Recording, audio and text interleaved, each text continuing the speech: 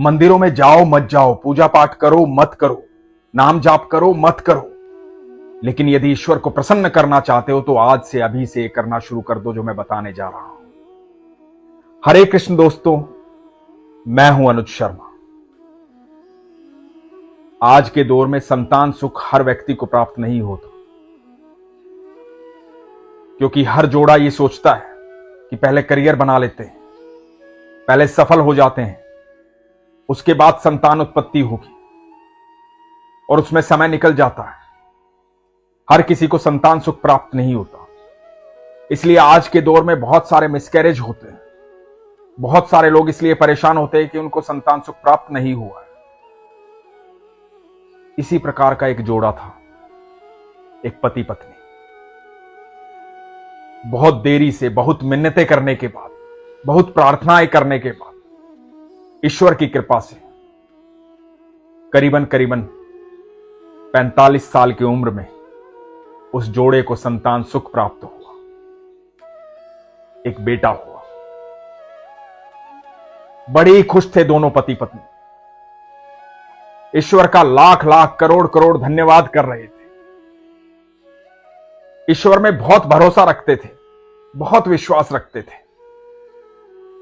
संतान प्राप्ति हो गई, संतान को अच्छे संस्कार दिए, अपने बेटे को अच्छे संस्कार दिए, ज्ञान दिया, ईश्वर के बारे में बताया, दुनिया के बारे में बताया, बड़ी मेहनत करके उसे पाला पोसा बड़ा किया, अपना हर सुख त्याग दिया उसको सुख देने के लिए। पिता अपनी सारी तनख्वाह, सारे पैसे अपने बेटे की इच्छाओं को पूर्ण करने में खर्च करता था, उसे पढ़ाने में, उसे लिखाने में। दोनों माता पिता ने बड़े स्नेह से, बड़े प्यार से, बड़े संस्कारों के साथ अपने बेटे को बड़ा किया। बेटा भी बड़ा होनहार, माता पिता की आज्ञा का पालन करने वाला, माता पिता से प्रेम करने वाला, उनकी सेवा करने वाला, मन में हमेशा अच्छे भाव रखने वाला, परिवार के लिए भी और बाहर वालों के लिए भी हमेशा सकारात्मक सोचने वाला। बेटा बड़ा हुआ, शिक्षा पूर्ण हुई, नौकरी लग गई। नौकरी लगने के बाद जब महीना पूरा हुआ, पहली तनख्वाह मिली। पहली तनख्वाह मिली तो बेटे के मन में आया कि मेरी मां की हमेशा इच्छा रहती है कि कभी किसी 5 स्टार होटल में खाना खाएंगे, मेरी मां को वहां भोजन करवाना है। हमेशा कहती है कभी ऐसा दिन आएगा जब 5 स्टार होटल में खाना खाएंगे, तो मां को वहां भोजन करवाना है। पिता फोन पर क्रिकेट देखते हैं, फोन बहुत पुराना हो गया है, आवाज ढंग से आती नहीं, क्रिकेट देखने का शौक है, तो पिता के लिए फोन लेना है। बेटे ने पहली तनख्वाह आई, एक होटल बुक किया, होटल में टेबल बुक की, पूरी व्यवस्था की कि आज रात्रि में अपने माता पिता के साथ मैं भोजन करने आऊंगा। अपने पिता के लिए एक फोन लिया, मां के लिए एक सुंदर सी साड़ी ली। मां को साड़ी पहनने का बहुत शौक था। साड़ी लेकर के, फोन लेकर के घर पहुंचा। बहुत अच्छी नौकरी मिली थी, बड़े ऊंचे पद पर। माता पिता के पास गया, माता को साड़ी दी, पिता को फोन दिया। माता पिता को बेहद खुशी हुई, बेटे को गले से लगाया, प्यार किया। और माता पिता को बेटे ने कहा कि मां तैयार हो जाओ, एक सरप्राइज है, बस गाड़ी आने वाली है, जल्दी से तैयार हो जाओ। पिता को पार्किंसन की प्रॉब्लम थी, शरीर कांपता था, हाथ कांपता था, हाथ में कोई चीज ढंग से पकड़ नहीं पाते थे। बेटे ने फोन के साथ स्टैंड भी दिया था ताकि आराम से उस पर रख करके क्रिकेट देख ले, मन चाहा वीडियो देख ले, मन चाहे भजन सुन ले। पिता बड़े प्रसन्न थे, मनचाही चीज जो मिल गई थी, सुंदर चीज, अच्छी चीज, अच्छा फोन। मां भी बड़ी प्रसन्न थी, अच्छी साड़ी मिली थी, मनचाही साड़ी। दोनों माता पिता तैयार हुए। इतने में गाड़ी घर से बाहर आ गई। माता पिता ने देखा कि आज हम गाड़ी से जाएंगे। बरसों से गाड़ी में नहीं बैठे थे। माता पिता को लेकर के गाड़ी में गया बेटा, पिछली सीट पर बिठाया, दोनों को एक साथ। गाड़ी सीधे जाकर के रुकी एक 5 स्टार होटल के सामने। जब गाड़ी होटल के सामने रुकी तो मां होटल को देखती रह गई। बेटे ने बड़ी खुशी से मां से कहा, मां आओ आओ चलो। मां होटल को निहार रही थी और पिता ने बेटे को कहा कि मुझे तुझ पर बहुत गर्व है। आज गर्व से मेरा सीना फूला नहीं समा रहा। मुझे तुझ पर बहुत गर्व है। क्योंकि पिता जानते थे बरसों से मां की इच्छा थी 5 स्टार होटल में खाना खाने की। दोनों माता पिता को लेकर बेटा अंदर गया। जब अंदर गया तो होटल के स्टाफ ने बड़ा स्वागत किया, क्योंकि होटल के स्टाफ को पहले से कह दिया गया था कि आज मेरे माता पिता आएंगे। एक टेबल बुक की गई थी, उस टेबल पर ले जाकर के बिठाया गया। पिता के मन में एक डर था। डर इस बात का क्योंकि वो घर पर जब भोजन करते हैं, खाना खाते हैं, तो उनके हाथ कांपते हैं, चम्मच ढंग से पकड़ नहीं पाते, भोजन हाथ से गिर जाता है। तो उन्हें डर था कि आज लोगों के बीच में खाना खाना है, लोग क्या कहेंगे, मेरे हाथ से भोजन गिर गया तो। मन में यह डर समाया हुआ था। इधर जब देख रहे थे कि बेटे ने कितनी तैयारी की, टेबल तक पहुंचे, जाकर के कुर्सी पर बैठ गए। स्टाफ के 2 लोग वहां आ गए।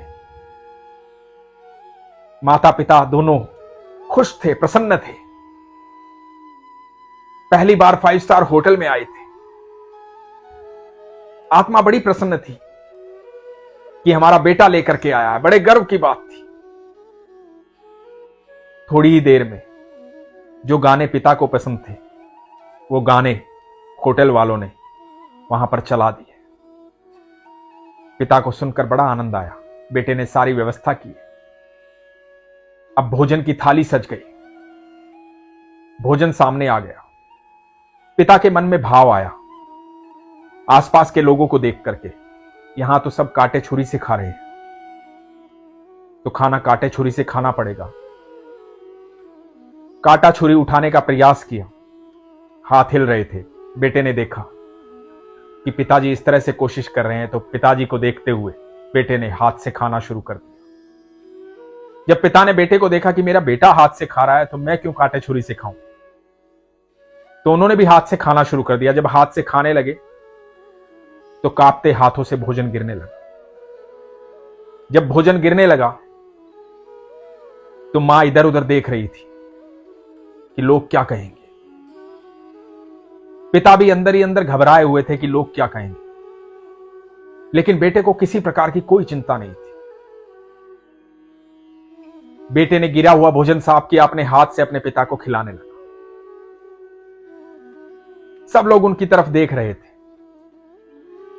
बेटा बेहिचक होकर के पिता को खाना खिला रहा था। अब खीर खाने की बारी थी। खीर चम्मच से ही खाई जाती है। पिताजी ने इशारा किया कि मैं कोशिश करता हूं। पिता चम्मच हाथ में पकड़ के खीर खाने लगे, और खीर खाने लगे तो हाथ से खीर गिर गई। बेटे ने बेहिचक होकर के उस गिरी हुई खीर को साफ कर दिया और अपने हाथ से खीर खिलाई। अब भोजन हो गया, बिल देने का समय आया, बिल दिया गया। बेटे ने अपनी मां के हाथ में 500 रुपए का नोट दिया और कहा कि इस वेटर को आप ये आशीर्वाद दें, क्योंकि बेटा जानता था मां की इच्छा थी इस तरह से 5 स्टार होटल में आए, यहां भोजन करे, कभी वो भी टिप दे। तो बेटे ने मां को पैसे दिए। मां ने अपने हाथों से 500 रुपए की टिप दी। बेटे ने पिता के कपड़े व्यवस्थित किए। सब लोग देख रहे थे कि बेटा अपने पिता की किस प्रकार सेवा कर रहा है। वहां एक 21-22 साल की लड़की थी, उससे रहा नहीं गया। उसने आकर के पूछ ही दिया कि आपसे एक प्रश्न है मेरा। बेटे ने कहा, हां कहिए। लड़की ने कहा कि आजकल ऐसे बच्चे होते नहीं हैं। आपको बिल्कुल भी शर्म नहीं आई जब आपके पिता के हाथ से भोजन गिर गया? उन्होंने अपनी शर्ट खराब कर ली। आपको बिल्कुल भी हिचक नहीं हुई जब अपने हाथ से अपने पिता को भोजन करवा रहे थे, यहां 5 स्टार होटल में? आपने अपने पिता को अपने हाथ से भोजन करवाया।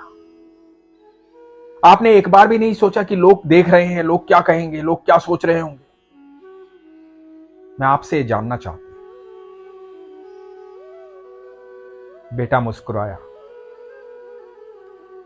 बेटे ने कहा, जब मैं छोटा था तो मेरे माता पिता मुझे पार्टी में लेकर जाते थे। मेरे हाथ से भी भोजन गिर जाता था, मैं भी अपने कपड़े खराब कर लेता था, पर मेरे माता पिता को कोई हिचक नहीं होती थी, कोई शर्म नहीं आती थी।